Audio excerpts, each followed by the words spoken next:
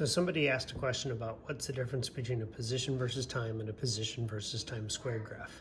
To do that, we got to figure out how we ended up with those graphs. First of all, we let a wheel and axle roll down an incline. At the beginning, it was at a position of 0 and it was at rest. As it rolled down the ramp, it sped up. So our position versus time graph had a starting position of 0 and it moved in a positive direction while speeding up.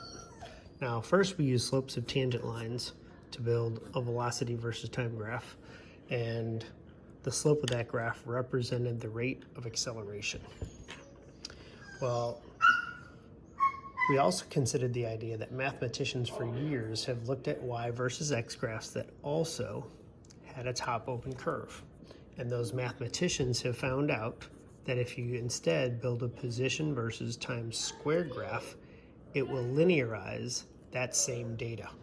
So we had a position versus time graph that had that shape, but they linearized it by doing a y versus x squared graph. So if we take this process and consider a position versus time graph, to linearize it, we would have to make a position versus time squared graph. And sure enough, we had a directly proportional graph, just like the velocity versus time graph. Well, at least close.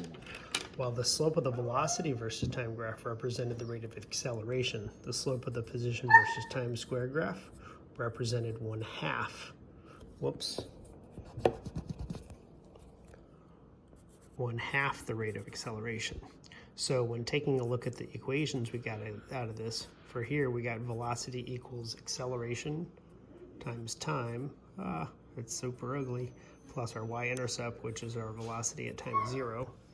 But for a position versus time squared graph, our y equals mx plus b would be final position is equal to the slope, which is 1/2 the rate of acceleration,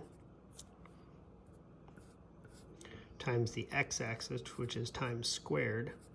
And if there was a y-intercept, it would be the position when the clock reading squared is 0. When would the position at time squared be equal 0? Well, it's whenever the position was at time 0. So again, it's the starting position. So we got this specific mathematical model. Position final equals 1/2 times the clock reading squared plus the position at time 0, which you may notice that is very similar to the displacement video or equation that we came up with later in the semester, which said that displacement, I'm having to write this kind of sloppy so I don't block the view, was equal to 1/2. Art did it again.